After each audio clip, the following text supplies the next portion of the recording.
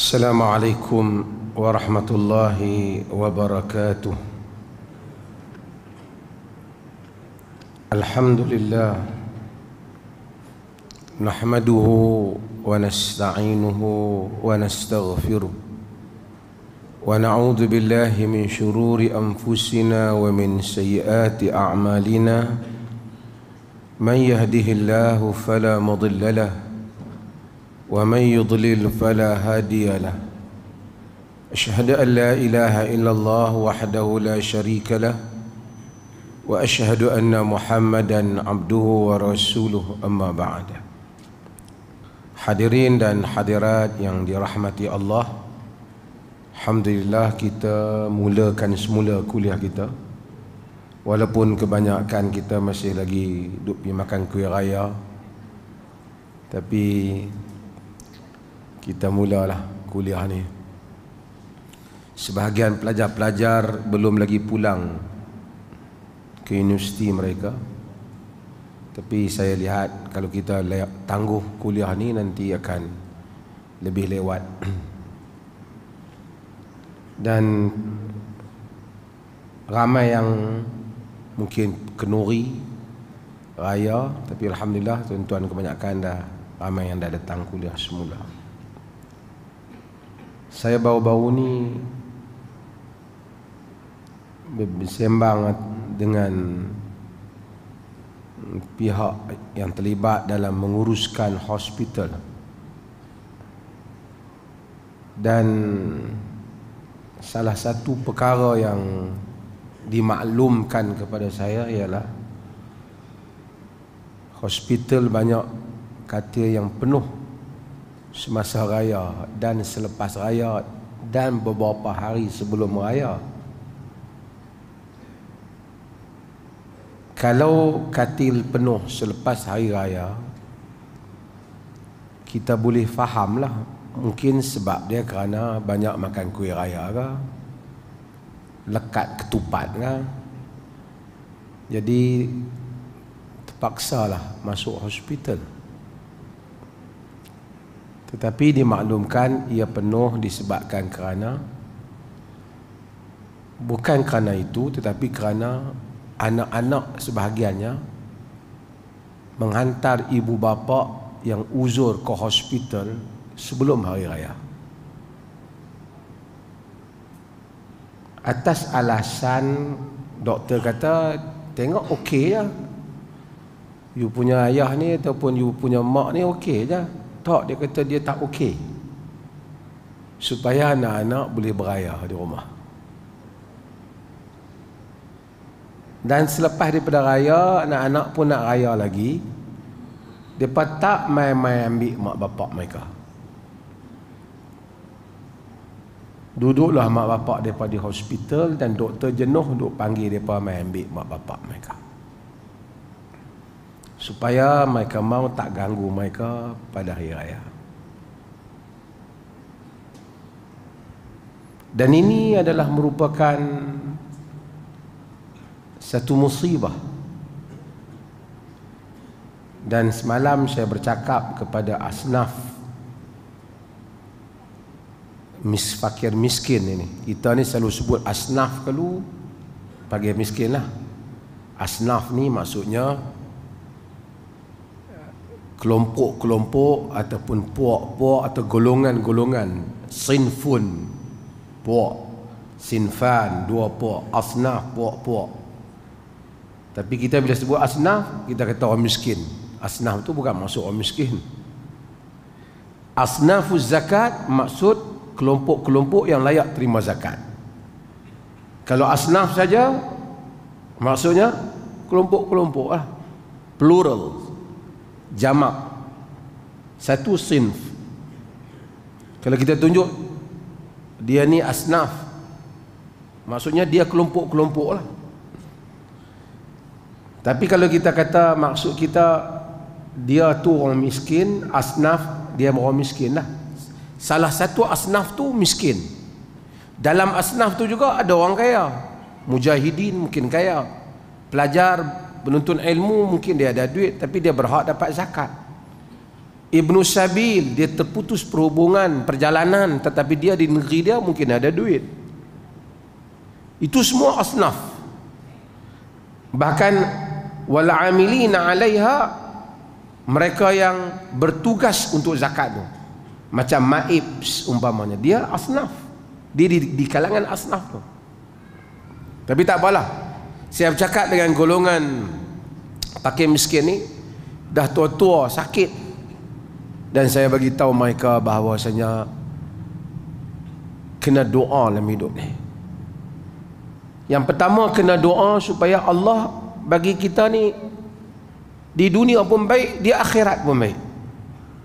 Rabbana atina fid dunya hasanah wa fil akhirati hasanah wa qina azaban nar. Hidup di dunia pun bagus, di akhirat pun bagus. Bukan syarat nak hidup bagus di akhirat kena hidup derita di dunia, bukan syarat. Mungkin dunia sudah pasti dunia adalah pentas ujian, kita diuji dengan yang lain. Tapi bukan semesti jadi miskin barulah dapat syurga. Tidak. Saya kata yang pertama, doa. Sayyidina Umar bin Khattab radhiyallahu an, pada akhir hayat dia doa supaya Allah mengambil nyawanya sebelum dia menghilangkan, gagal melaksanakan tanggungjawabnya. Kita doa supaya Allah bagi kita sihat, dan mudah-mudahan kita mati sebelum kita menyusahkan orang lain. Kalau tidak, kita akan sedih, anak-anak kita pun tambah dosa mereka.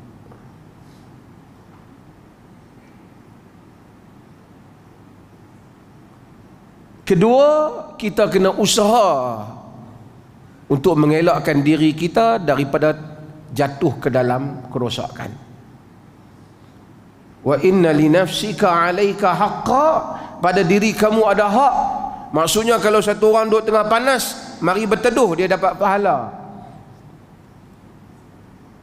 Kalau seorang tahu dia nanti sakit, dia elakkan sakit, dia dapat pahala. Kulu washrabu wala tusrifu, makan dan minum jangan melampaui batas. Dan ini adalah penting untuk kita, terutama orang tua-tua lah, peringat. Tak nak orang Melayu ni mai raya, dia pergi buat sedih, pergilah sedih kat kubur mak bapak dia. Tak ada lah ziarah khas hari raya, dia nak ziarah hari-hari apa pun boleh, tak ada kaitan dengan hari raya. Tapi masa hidup ni lah, kalau kita nak sedih, kalau kita nak cari makan kat dia, kalau nak tolong dia, kita nak bantu dia, nanti bila meninggal banyak penyesalan yang akan terkesan di dalam hati dan perasaan kita. Dan kita yang hidup ni pun, yang tua-tua ni pun, usaha supaya kita tak menyusahkan orang lain.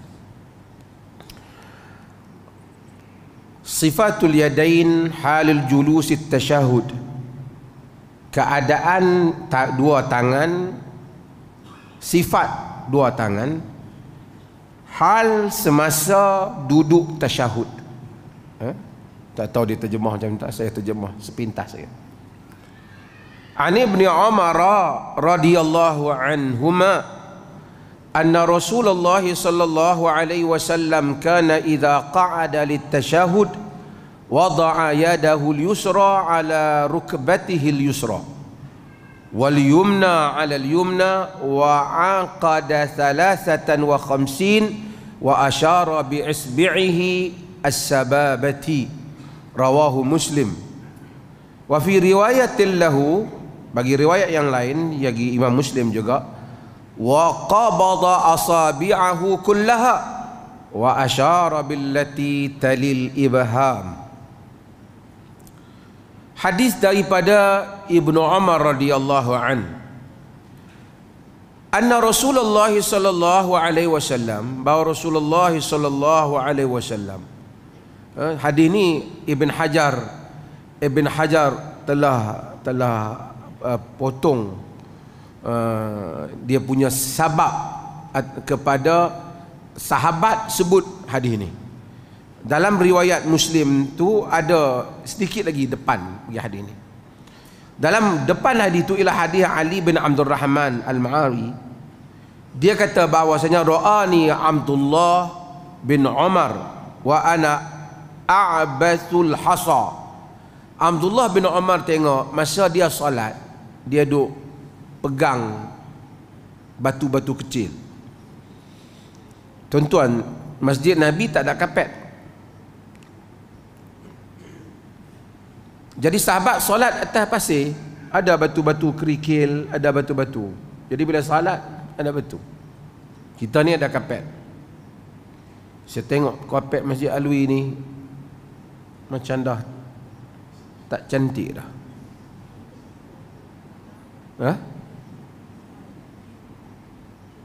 Tak tahu, maksudnya taklah berapa lama kapet ni. Ada apa bubuh dulu, cap itik ke cap ayam. Kita tengok masjid lain pergi semayang, tengok masjid kapet elok. Selingan. Tu kira nak cari duit beli kapet lah. Dia orang semayang, oleh kerana atas tanah ada pasir. Jadi dia salat, dia pegang batu. Ali bin Abdul Rahman ni, dia kata,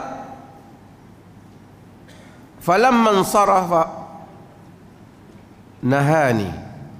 Apabila habis salat, Ibnu Umar larang dia, jangan duk mayang, duk main batu gitu. Duk tengah tasyahud, duk main batu pak. Isna kama kana Rasulullah sallallahu alaihi wasallam yasna'.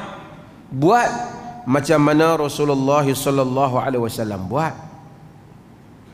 Faqultu kaifa kana Rasulullah sallallahu alaihi wasallam yasna'. Aku tanya macam mana Nabi buat. Dia tak kata hang ni kalau nak ikut Nabi sangat balik hidup zaman Nabi ya.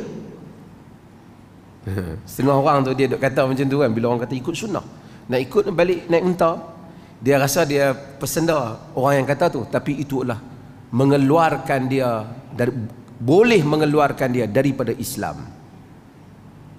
Kerana dia mempersendakan Nabi sallallahu alaihi wasallam. Dulu sebahagian orang kata kalau siapa tak mau hudud balik, siapa nak buat hudud balik pada zaman unta, kufur. Dulu orang kata hudud tu bukan semua orang tahu pada zaman ni. Sifat solat Nabi, orang tahu solat ikut Nabi, hang balik zaman unta. Kalau dia berniat untuk merendahkan sunnah yang ada dalam hadis Nabi, keluar daripada agama.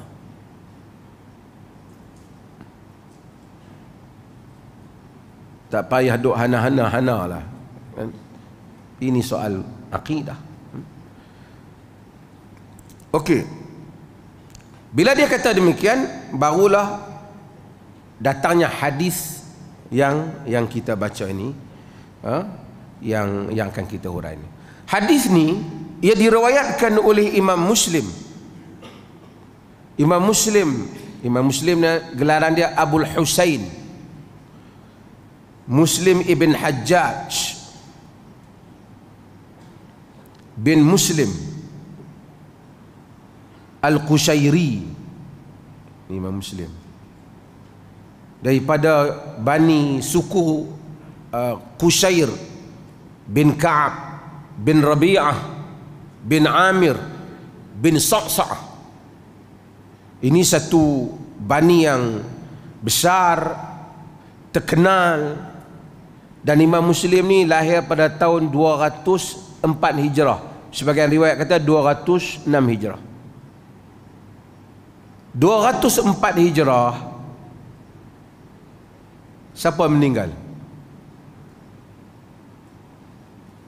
Siapa meninggal 204 Hijrah?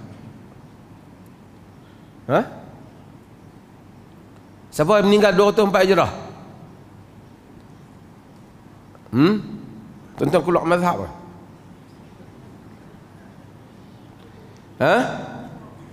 Imam siapa? Al-Imam Syafi'i rahimahullah, Muhammad bin Idris Asy-Syafi'i rahimahullah. Pada tahun itu meninggalnya Imam Syafi'i rahimahullah. Al-Imam Syafi'i lahir pada tahun 150 Hijrah meninggal pada tahun 204 Hijrah di Mesir. Mereka keluarkan musalsal, filem bersiri tentang Imam Syafi'i. Teruk merendahkan Imam Syafi'i. Dah lah Imam Syafi'i itu cakap Ami Mesir. Ami Mesir ni kira paling teruk lah kan.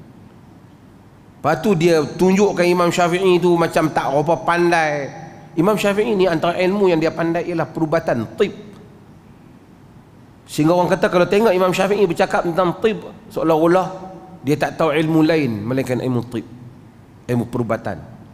Bukan tib ni hak jual yang jampi ni, perubatan betul ya.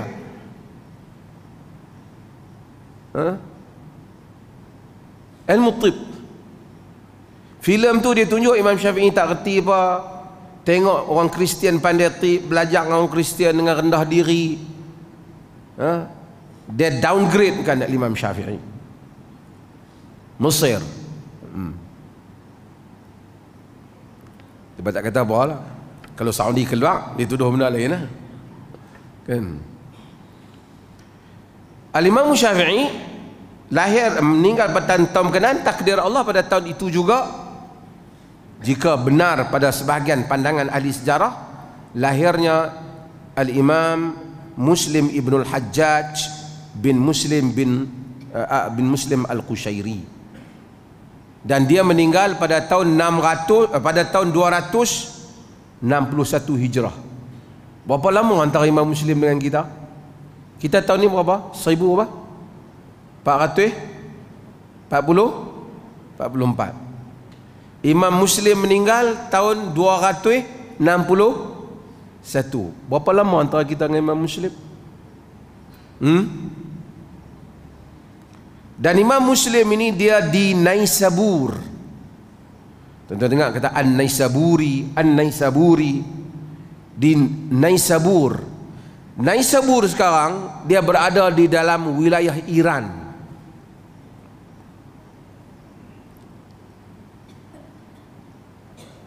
Kalau Al-Imam Al-Bukhari dia berada di mana? Di Bukhara. Dia kubur dia di Khartang, di Uzbekistan sekarang. Imam Muslim sekarang dalam wilayah Iran. Dulu dalam kawasan Khurasan. Imam Muslim. Naisabur dulu ni terkenal sebagai wilayah yang banyak ahlul hadis. Dia kadang-kadang satu zaman tu oleh kerana ada tokoh hadis pergi, kemudian berkembang ilmu hadis. Kadang-kadang kalau ramai pergi, lagi berkembang ilmu hadis. India dulu tak terkenal dengan hadis, tapi apabila Waliullah Ad-Dahlawi pergi ke sana, bawa balik ilmu hadis, terkenal jugalah India dengan ulama-ulama hadis. Saya pun sanad-sanad sunan dan masanid diambil daripada sebahagiannya daripada India. Naisabur dulu terkenal sehingga dikenali sebagai Darus Sunnati wal Awali. Darus Sunnah. Oleh ni tak ada nama Darus Sunnah. Orang duk panggil Darus Sunnah, tak ada siapa pun nama rasmi Perlis ni Darus Sunnah. Dia Perlis ya, dia tak ada gazet apa-apa nama tambahan tu. Tapi Naisabur bukan nama dia, dikenali. Macam Perlis lah, kalau dikenali cerita lain, tak dinamakan, sehingga dikenali sebagai Darus Sunnah wal Awali. Dia maksud Darus Sunnah dan sanad yang tinggi, pasal ramai ulama hadis ada di situ. Imam Muslim seorang peniaga. Dia bazazan, peniaga kain. Ulunu bazar ni dia niaga kain, buat cetak buat warnakan kain, tu bazar. Imam Muslim ada kepakaran dia. Dia orang kaya, dia meniaga. Dan dia terkenal dengan kaya dia dan pemurah dia, sampai digelar sebagai Muhsin Naisabur, orang pemurah hati Naisabur. Di samping menuntut ilmu, kembara ilmu yang besar. Umur dia mula berapa belajar ilmu hadis? Tadi saya kata dia lahir tahun berapa? Tahun berapa?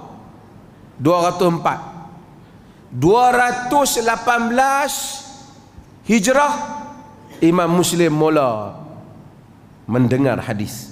Simak. Yakni dia mula untuk mendengar haddatsana. Kira-kira umur dia berapa masa tu? 14 tahun.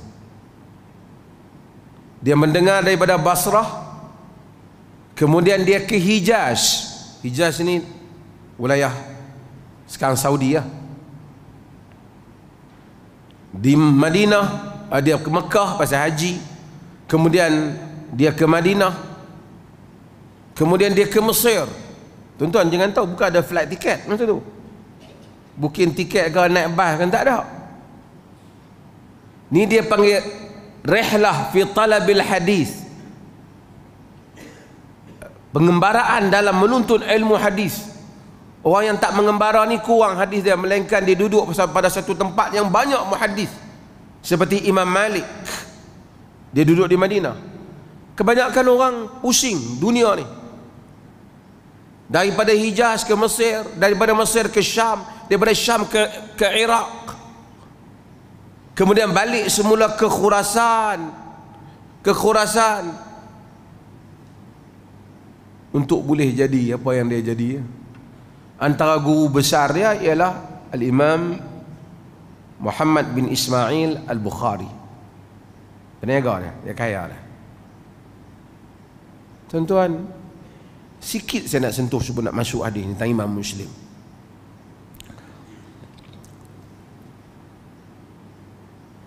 Ulama-ulama dulu, dia orang spend modal untuk menuntut ilmu. Dan selepas menjadi alim pun, macam Abu Hanifah kita cerita dulu, keluarkan juga modal untuk membolehkan pelajar-pelajar dia belajar. Pasal agama, perjuangan, infak. Allah beri rezeki lah. Sebahagian Allah berikan kekayaan, orang bagi kaya macam Imam Malik. Tapi bukan tujuan mereka itu menuntut ilmu, bukan tujuan mereka harta, bukan. Tujuan mereka ilmu dan menyebarkan kebenaran. Sehingga kita lihat manusia berubah, sehingga berlaku apa yang berlaku pada akhir zaman. Wal tumisatid dunya bi'amalil akhirah, kata Nabi, dicari dunia dengan amalan akhirat.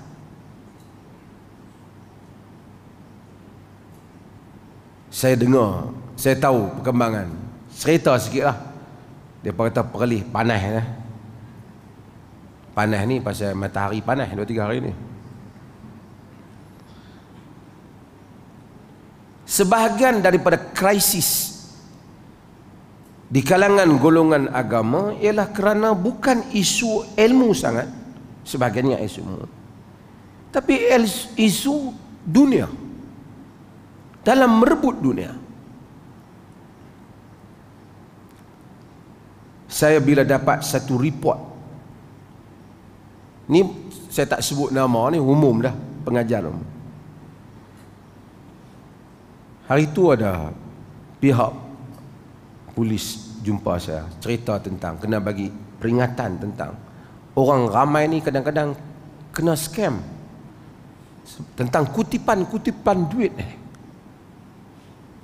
Bukan kita dengki orang kutip duit, tapi kutip duit atas nama agama. Sebahagian orang masyarakat, dia kata tak apalah ustaz kutip, takkan ustaz nak tipu kot. Ada satu tahfiz, siapa yang tak terlibat jangan kecil hati. Ni cerita bagi yang terlibat. Ada orang kadang-kadang dia buat tahfiz dia ada ke orang. kutip duit seluruh negara ni bukan ratus ribu, juta. Pi ceramah kutip, bagi orang kaya di KL ramai, mereka pun bagilah. Tak ada audit. Tafiz tu sepanjang tahun duk minta duit. Pelajar ada 30 orang tu ya. Kadang-kadang 20 orang, 18 orang. Hak sengit tu tak berubah lah. Kalau gambar hak sengit tu hilang, sekali nak kutip duit payah. Tiang yang sengit ke, bumbung yang sengit. Kutip. Sehingga individu ada duit yang banyak. Anak murid sentiasa tak cukup duit. Tapi yang ustaz yang tak terlibat, dia jangan kecil hati. Dia jangan kata saya tak terlibat, you tak terlibat. Saya cakap terlibat, dan ini ada bahan yang kita sebut. Ustaz melancung ke luar negara. Kalau ustaz tu ada perniagaan dia, tak apalah, duit dia lah. Tapi kalau dia tak ada pendapatan, melainkan pendapatan dia tafiz dia tu saja, orang bagi keluar negara, kereta mewah, tukar kereta mewah. Kereta ni, hak mana ada tafiz ni yang tak terlibat, jangan kecil hati. Sebahagian ni kira tarah menteri lah mereka. Bodyguard, kereta. Kita tidak dengki kalau mereka perniagaan mereka betul, tapi kita pihak berkuasa terpaksa melihat kepada mengelakkan salah guna ni. MAIPS sebagai satu badan authority collect duit zakat, yang duduk di bawah, yang nguruskan tu raja, pegawai-pegawai tinggi kerajaan pun diaudit setiap tahun. Semua badan-badan majlis agama diaudit, kena audit. Belanja masuk, belanja keluar, bagaimana dibelanjakan. Alhamdulillah MAIPS kita ni dah berapa tahun, 10 tahun dah dapat, lebih dah dapat audit tanpa teguran. Maksudnya bukan sendiri punya audit, audit negara, audit. Ini collect duit, siapa tahu audit. Lepas tu ada pihak mari jumpa saya, bagi dokumen cerita, yang tak ada datuk pi nak beli datuk.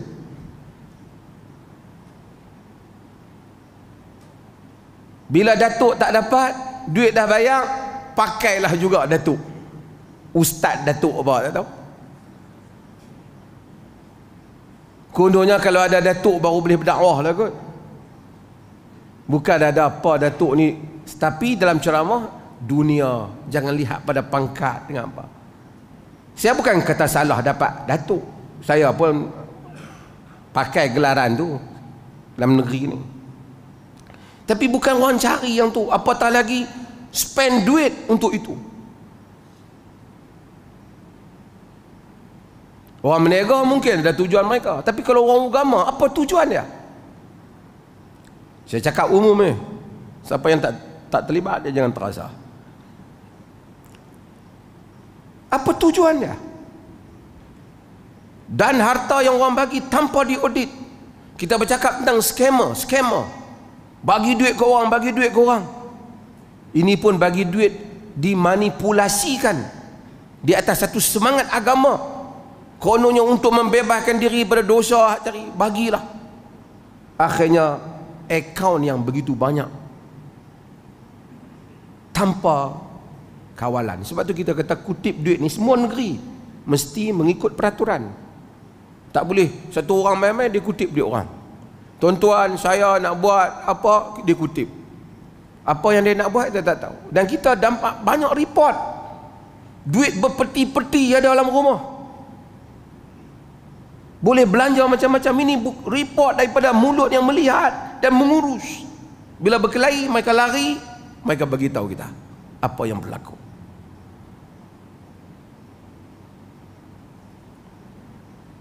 Saya minta pihak kerajaan supaya audit semua kutipan-kutipan ini. Orang Islam kadang-kadang dia di atas kepercayaan.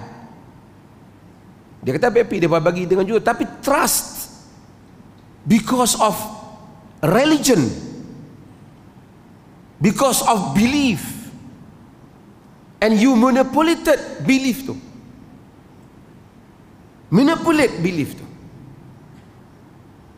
sehingga dia bagi. Dia tak, kita kadang-kadang tanya, entah duk bagi ni, dia tahu kah dia pergi belanja duit tu?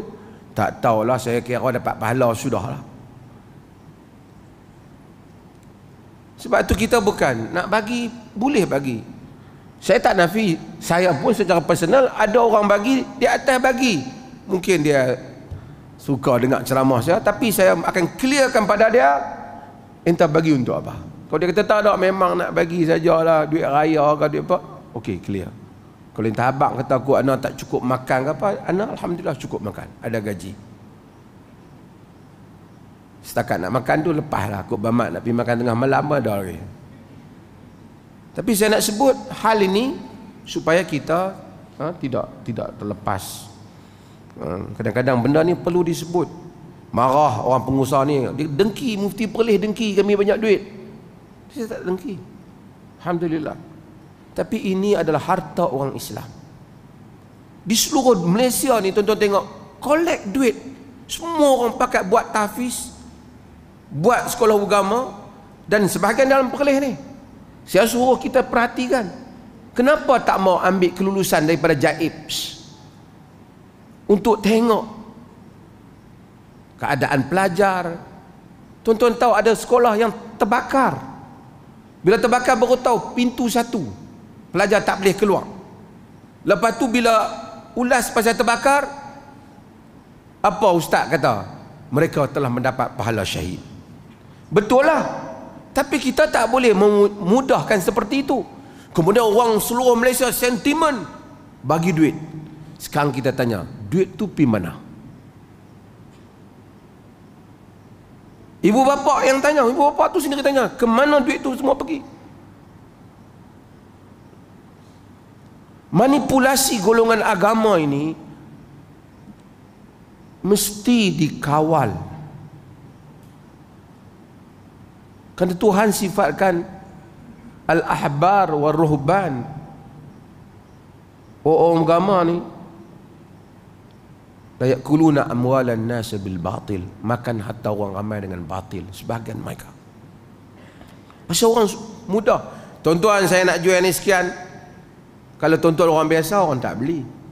Tapi kalau ustaz ni abang, tuan-tuan, saya dah minum yang ni, hati jadi terang, bangkit sembahyang tahajud pun mudah, tuan-tuan pergi beli.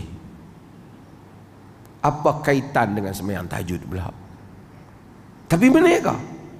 Guna nama agama.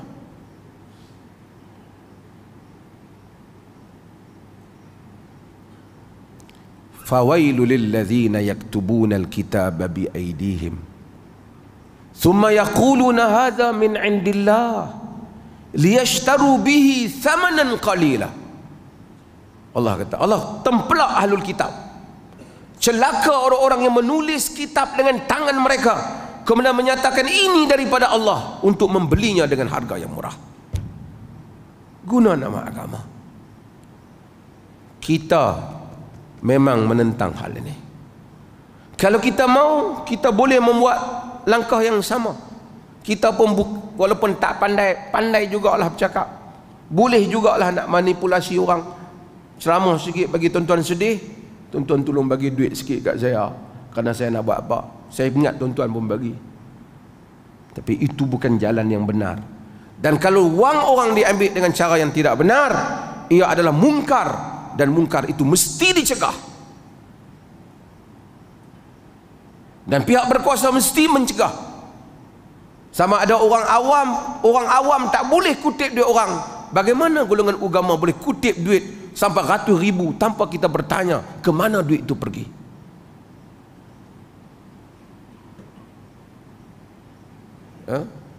Sebab tu kita sensitif.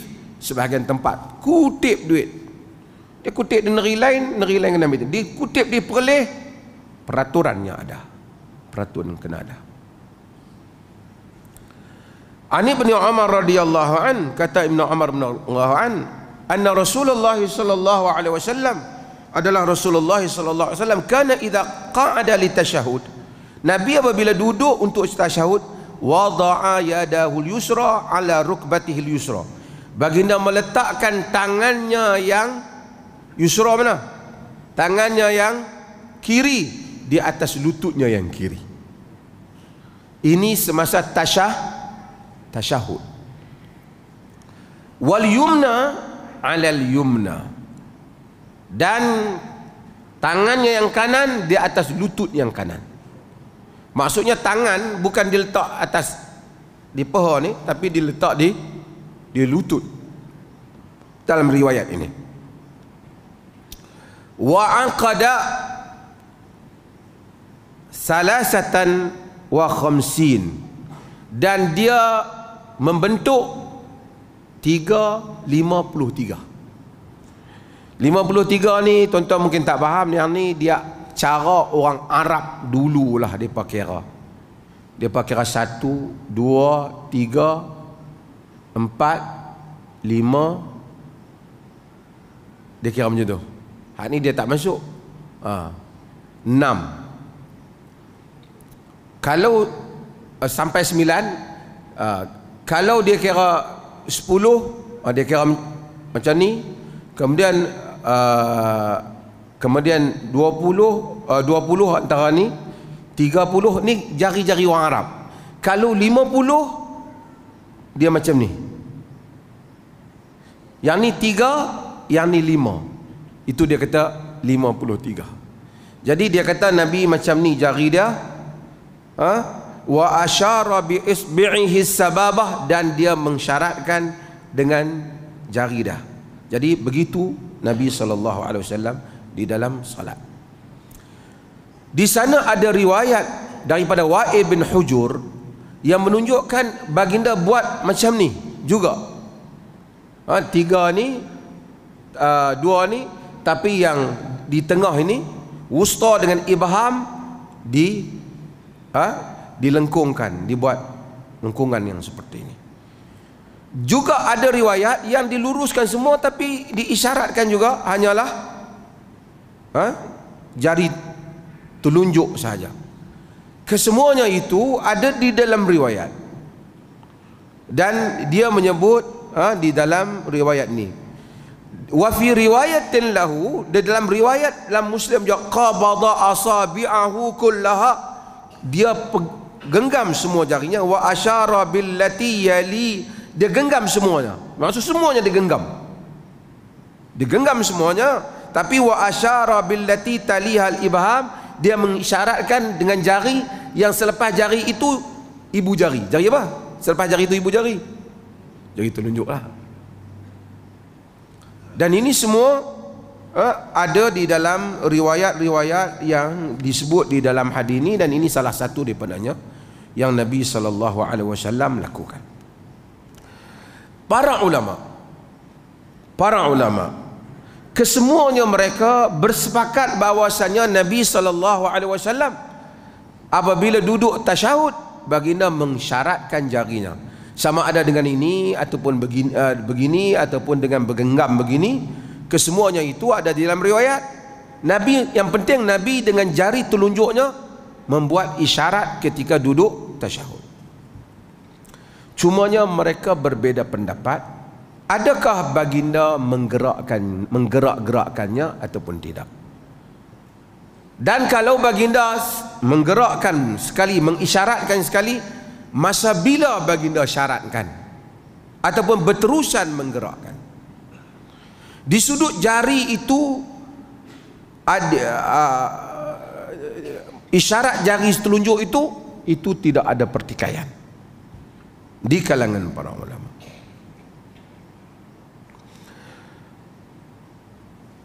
Baginda mengisyaratkan jari dan kemudian mengangkatnya.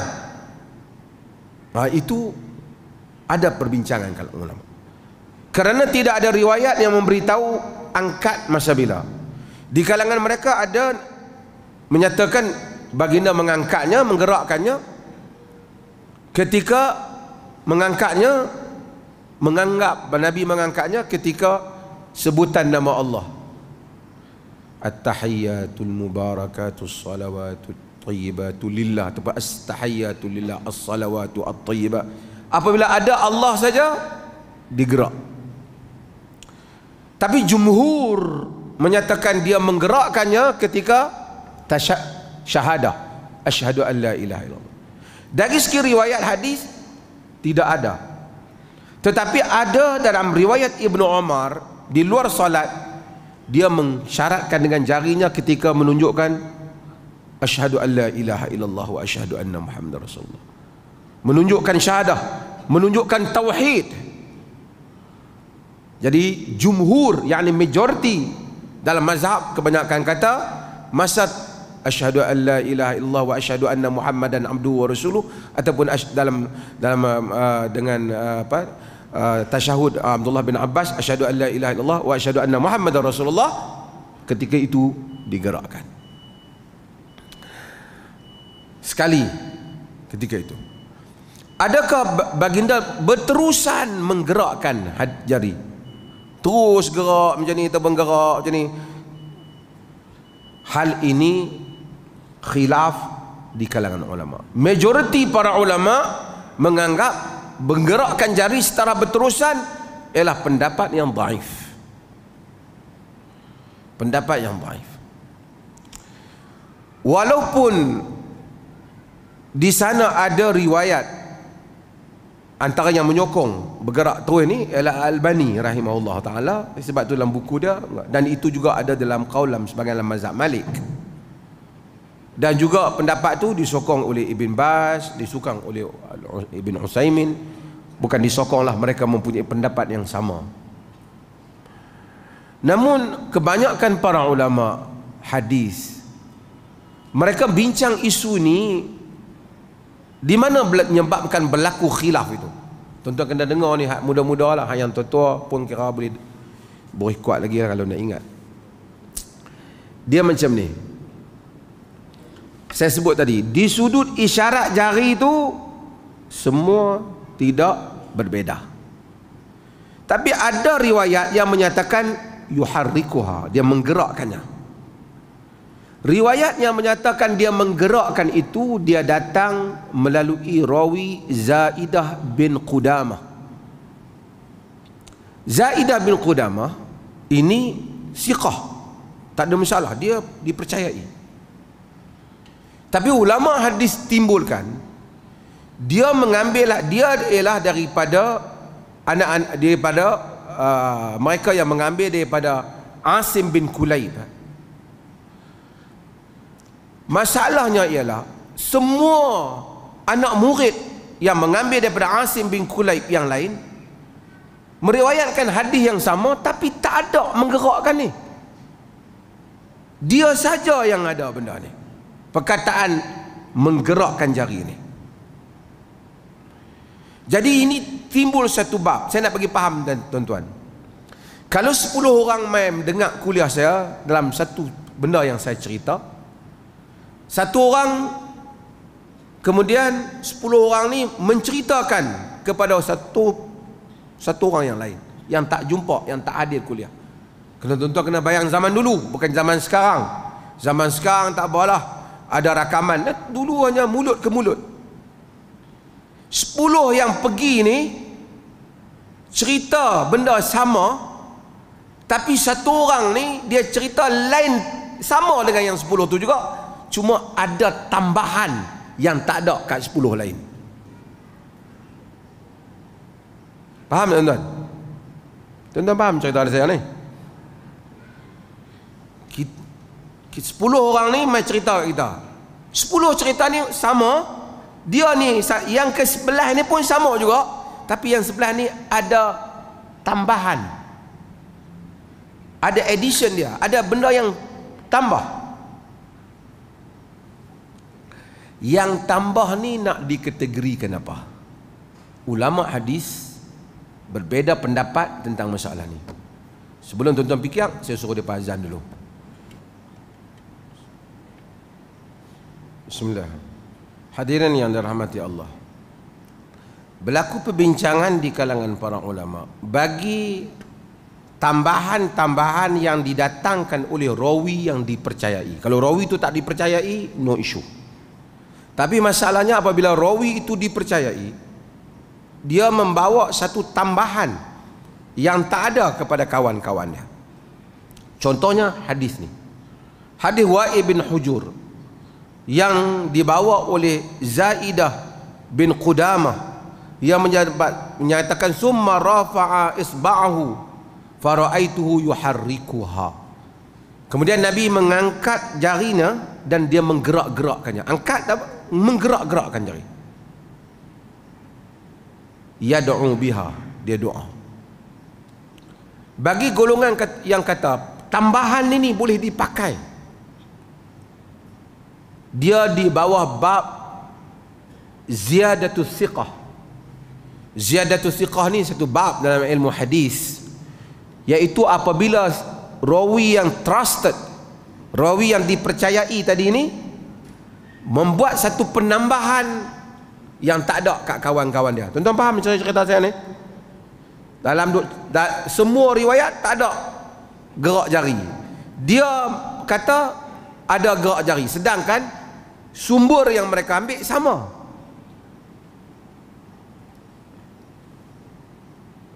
Katakanlah kita semua anak murid yang semua hebat ingatan, dia pergi dengar pada satu guru, 9 mai hebat kita, ataupun 4 mai hebat kita, 5 mari beritahu kita satu keadaan sama. Seorang tu bagi tahu kita sama macam tu juga, tapi dia tambah ada maklumat yang tak ada kepada 5 orang lagi dalam yang dia sampai kat kita. Kita kalau apa berita pun kita akan heran, walaupun kita percaya kat dia. Kemungkinan pasal apa yang 4 orang lagi ataupun 5 orang lagi tak habaq yang ini? Sama ada kelima-lima tu terlupa, dia saja yang ingat, ataupun kelima-lima tu kebetulan tak bagi tahu yang itu, dia ingat nak bagi tahu, ataupun kelima-lima dah bagi tahu betul, dia terkeliru walaupun dia kuat ingatan dalam 4 minit. Tuan-tuan faham?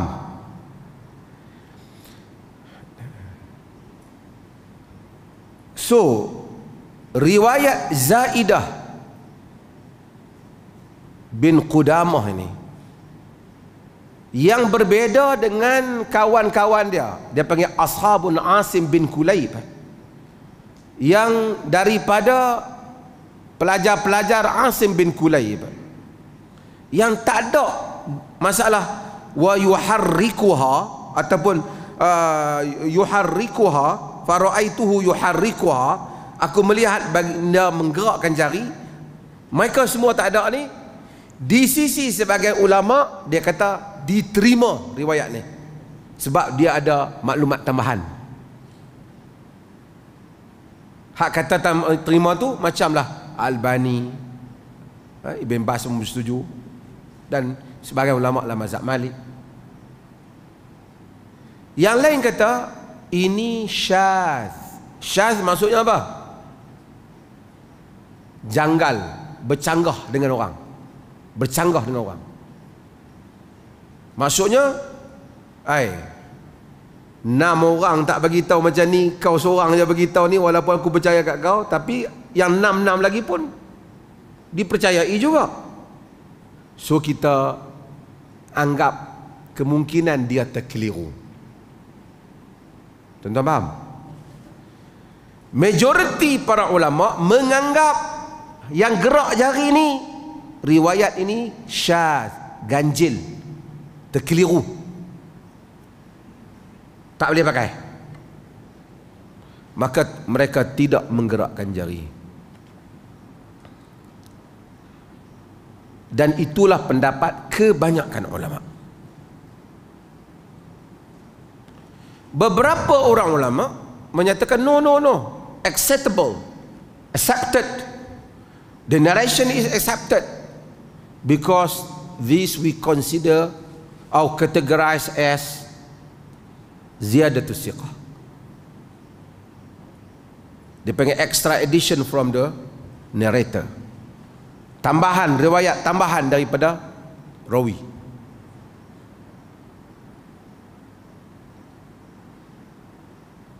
Wallahu ta'ala. Sebab tu hal ini tidak, khilaf yang seperti ini bukan khilaf amal sunnah dan tak amal sunnah.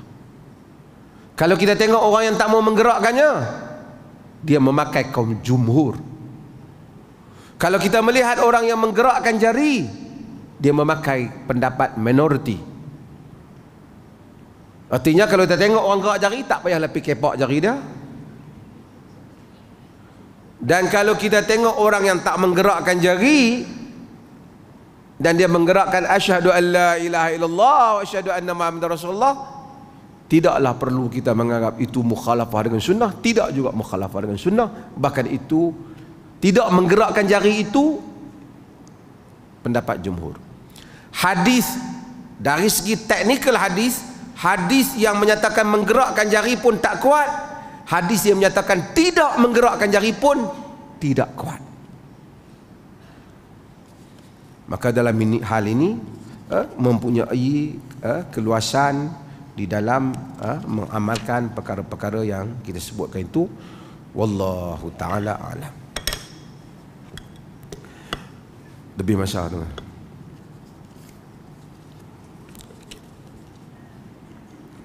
Ada orang nak tanya ni, apa cerita ni, apa semua otoriti agama lah apa ni. Biar apilah otoriti agama uruskan. Cumanya saya nak buat contoh, tuan-tuan. Tak apalah, apa yang berlaku kita biar pengurusan mereka uruskan. Kalau ada satu cikgu sekolah ataupun kita ada anak kita kata, cikgu kata jangan keluar kelas ataupun jangan makan semasa kelas, dan dia pergi bagi tahu ke kawan-kawan dia kata lagi orang tak bagi, lagi itulah aku nak makan. Tuan-tuan kategorikan orang ni sebagai apa? Dia challenge ke dia tak challenge cikgu dah? Dia cabar ke dia tak cabar? Dia cabar. Kalau dia anak murid, dia buat macam tu, kita kata dia kurang hajar, biadab. Kalau raja sesuatu negeri kata siapa nak ceramah ambil tauliah, dan negeri ini pun bukan dia payah. Saya bagi tahu saya pendirian saya tentang tauliah, saya pun tak mau bagi payah. Mai kita nak tengok sijil, mai habaq kat kita apa yang dia nak cakap, lalui proses. Dia tidak respon kepada raja sesuatu negeri, bahkan dia kata lagi tak bagi, lagi aku nak buat. Dia cabar otoriti. Pertama, dia muda, tak hormat. Raja tu lebih tua pada dia. Masuk kawasan orang dan biadab. Dan kedua, raja adalah ulul amri, pemerintah. Dia ditaati dalam perkara yang tidak mungkar. Kita bukan ramai orang boleh bercakap, kita bagi orang bercakap, tapi kita kena tapihlah. Tunjuk jari tengah mencarut, takkan kita nak bagi. Lepas tu buat cerita bohong, fitnah ulama, lepas tu buat sedih, tak boleh. Buat tambah cerita-cerita khurafat.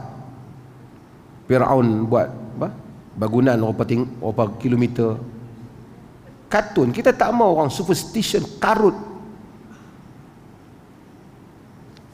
So kenalah kita nak tanya sepatah doa. Yang tak nak mengajak apa? Takkan takut orang nak tanya hak tu saja sampai lari tinggal segala harta benda.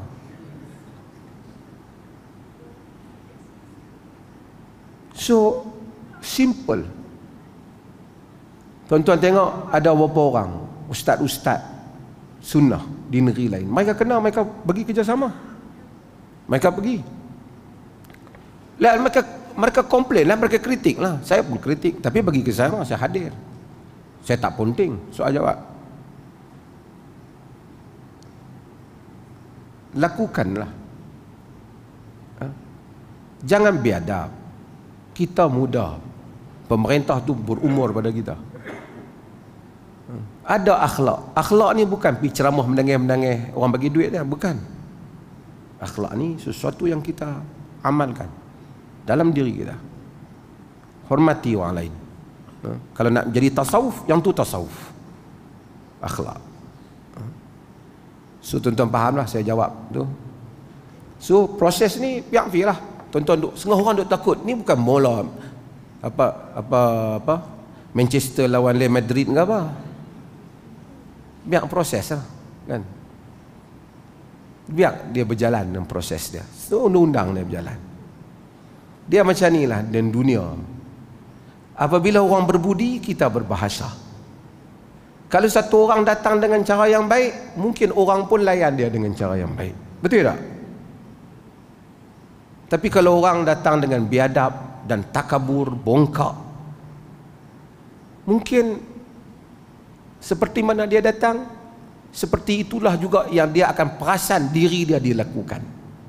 Dia perasan diri dia lakukan. At the end of the day, saya beritahu tuan-tuan apa? Penghujungnya apa? Ini bukan cerita ceramah tak ceramah. Ini cerita fulus, tuan-tuan. Ini cerita kutipan duit.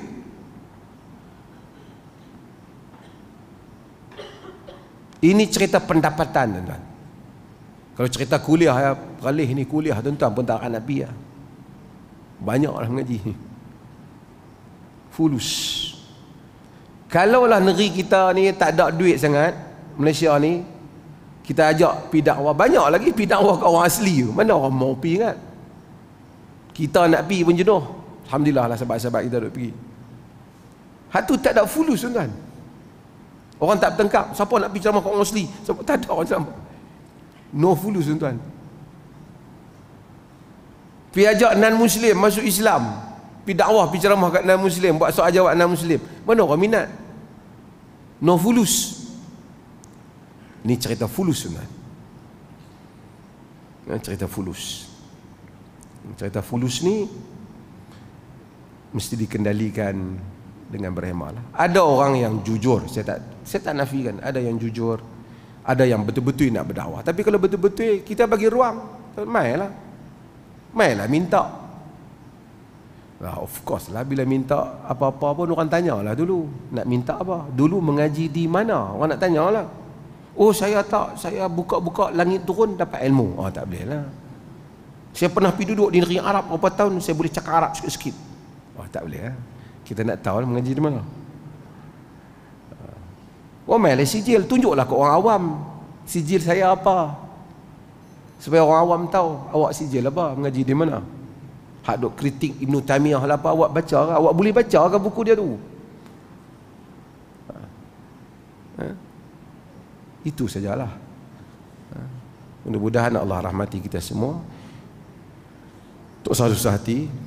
Ada mereka tu duk kenali dah. Saya pun hello tanyalah apa jadi dah. Dia faham, saya pun okey. Boleh saya makan kuih raya lagi lah. Terima kasih. Saya pun follow duk tanya khabar berita ya, apa terjadi.